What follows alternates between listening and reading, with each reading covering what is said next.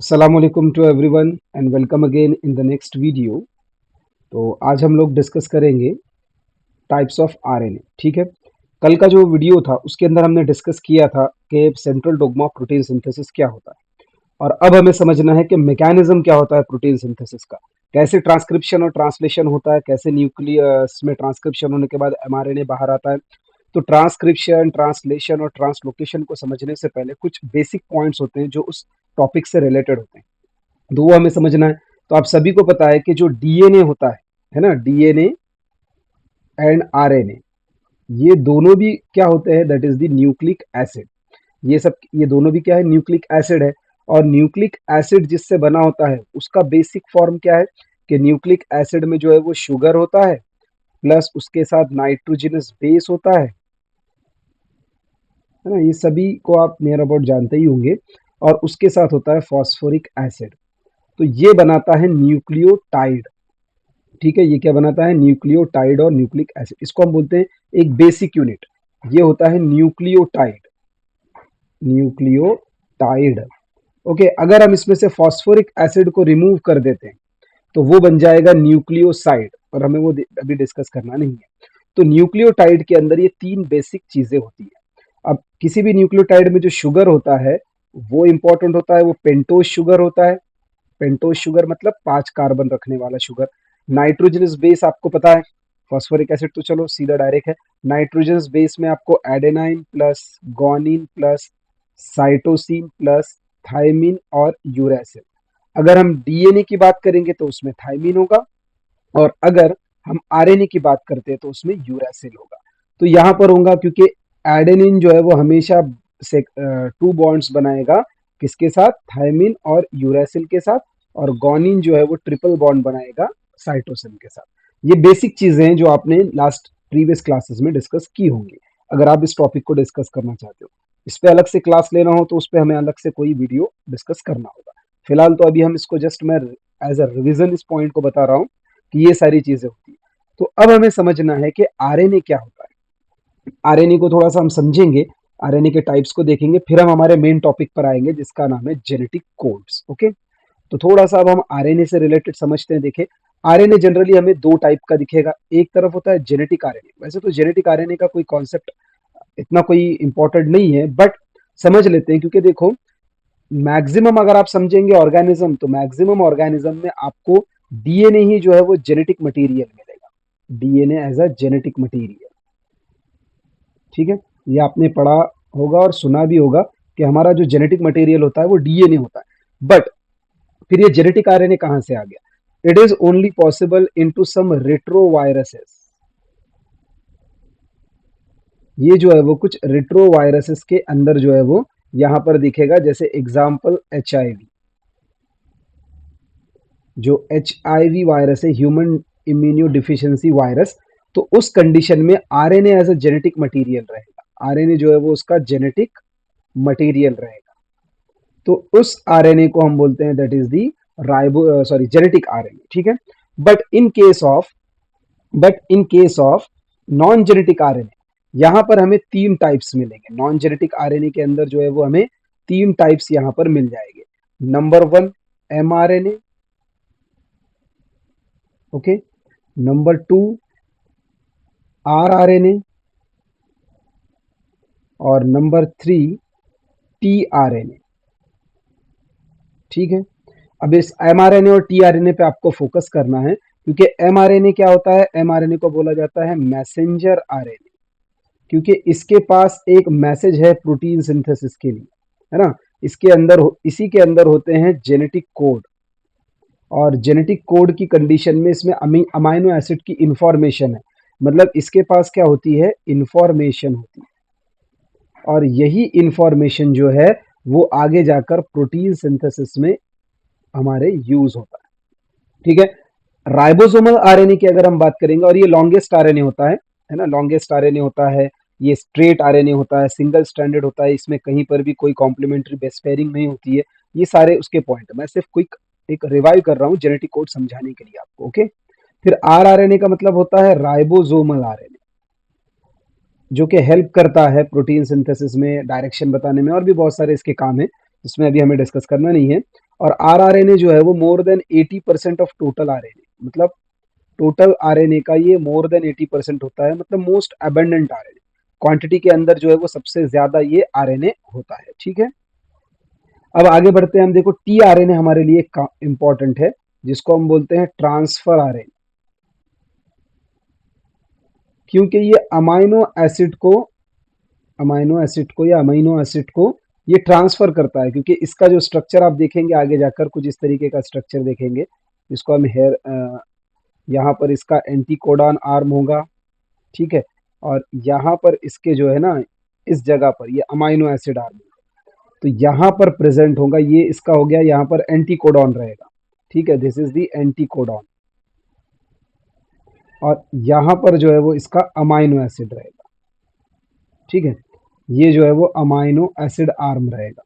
तो आगे हम डिस्कस करेंगे इसको कैसे होता है। तो टी आरएनए जो है वो ट्रांसफर करता है अमीनो एसिड को।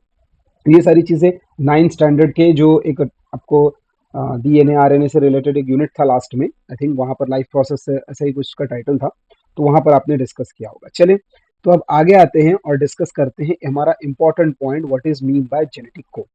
पहले इसका डेफिनेशन बनाते हैं। देखो जेनेटिक कोड का क्या होता है यहाँ पर। द ट्रिपलेट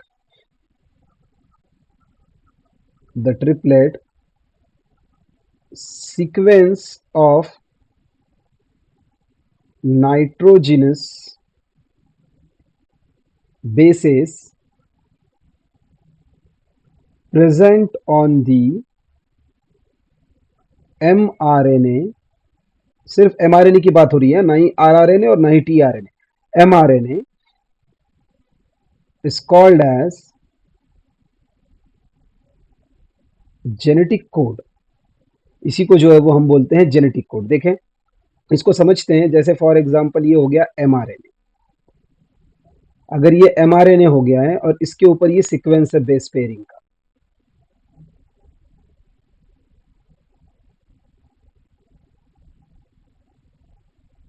ठीक है।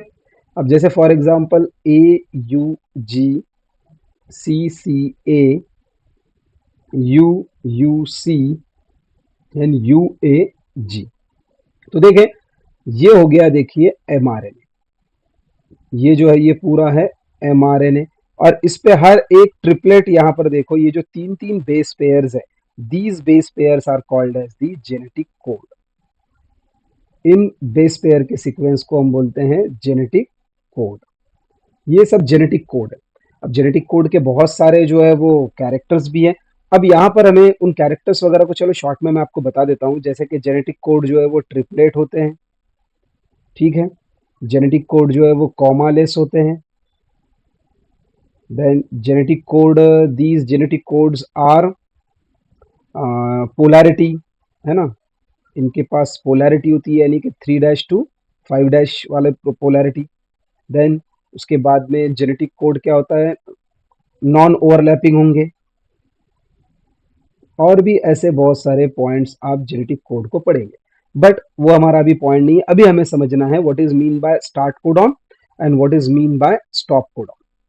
इसको हम समझते हैं। देखिए यहाँ पर के दो टाइप के कोडॉन हमें जनरली उसमें आ जाएंगे। एक तरफ आएगा स्टार्ट कोडॉन यानी कि इनिशिएशन कोडॉन, और दूसरी तरफ आ जाएगा स्टॉप कोडॉन। ठीक है, मतलब क्या होगा यहाँ पर, ये ट्रांसलोकेशन की प्रोसेस जो होती है, ट्रांसलोकेशन का जो प्रोसेस है ट्रांसलेशन में, उसको ये स्टार्ट करेगा। और ये जो स्टार्ट कोडॉन होता है ये हमेशा होता है AUG, this is called as the start codon. याद रखें AUG जो होता है ना, it is always the start codon, ये हमेशा से स्टार्ट कोडॉन रहेगा। ठीक है, AUG मतलब स्टार्ट कोडॉन। इसी से देखो मैंने जैसे यहाँ पर AUG को ही मैंने स्टार्ट में रखा है, ठीक है, तो ये हमेशा होता है स्टार्ट कोडॉन। और यहाँ पर क्या होता है, stop the process of translocation, या ट्रांसलेशन भी आप बोल सकते हो। तो ट्रांसलेशन की प्रोसेस को जो है ये स्टॉप कर देगा। और ये जो है वो तीन टाइप के है स्टॉप कोडॉन। नंबर 1 पे आ जाएगा UAG, उसके बाद है UAA, और यूएजी तो हो गया, यूएजी, यूएए, यूजीए, ठीक है। इन सबको बोला जाता है स्टॉप कोडॉन, ठीक है। इन सबको बोला जाएगा स्टॉप कोडॉन। और कोडॉन की जो पूरी इंफॉर्मेशन है, कोडॉन के बारे में जो पूरी इंफॉर्मेशन है या इसकी जो डिस्कवरी है, ये बताने वाले साइंटिस्ट थे डॉक्टर हरगोविंद खुराना, ठीक है। पहली बार आपने नोटिस किया होगा कि कोई बहुत ही कम जगह पर बायो में तो स्पेशली इंडियन साइंटिस्ट के नाम नहीं आते, पर यहाँ पर है। तो दैट मीन्स हमारे लिए बहुत अच्छी बात है। पर हमारे पास ऐसा क्यों है, सोच के देखिए आप कि हमारे पास जो है वो साइंटिस्ट वगैरह क्यों नहीं होते। क्योंकि हम रिसर्च पर, डेवलपमेंट पर, एजुकेशन पर बात ही कहाँ करते हैं, है ना। अभी इलेक्शन भी आ रहे हैं, तो आपको पता है कि हमें जो है वो रिलीजियस चीज़ों पे ज़्यादा इंटरेस्ट है as compared to the education, technology, knowledge. इन सारी चीज़ों पे हमारा कोई फोकस नहीं। 1.4 बिलियन की पॉपुलेशन में रेयरली कोई साइंटिस्ट पैदा होता है।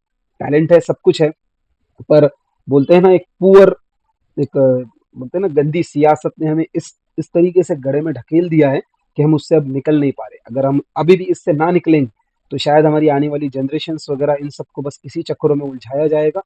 पढ़ाई के नाम पर, एजुकेशन के नाम पर कुछ भी नहीं होगा। पढ़ाई को, एजुकेशन को मुश्किल से मुश्किल किया जा रहा है और दूसरी चीज़ों को बहुत आसान किया जा रहा है। समझने की बात है। तो यहाँ पर देखिए बहुत बड़ी बात थी कि सारे जो जेनेटिक कोड है वो 64 जेनेटिक कोड उन्होंने पूरे ये किए, जिसमें से 3 जो है वो ये स्टॉप कोडॉन्स है। अभी बहुत इस पे अगर मैं क्लास लेना चाहूँ तो बहुत लंबा हो जाएगा। तो आज की क्लास में इस चीज़ों पे ध्यान रखें, फोकस रखें स्टार्ट कोडॉन और स्टॉप कोडॉन पर। आगे जाकर ट्रांसक्रिप्शन और ट्रांसलेशन में ये दोनों जो है वो आपको किस तरीके से काम में आएंगे, वो आपको समझ में आ जाएगा। ओके, तो इस तरीके से जो है वो हमने यहाँ पर आज डिस्कस किया। कौन कौन से पॉइंट को डिस्कस किया एक बार देख लीजिए। यहाँ पर हमने पूरा आरएनए से स्टार्ट किया था और कंप्लीट किया हमने जेनेटिक कोड पर, ठीक है। तो नेक्स्ट क्लास में हम देखते हैं concept of the mechanism of protein synthesis. Thank you.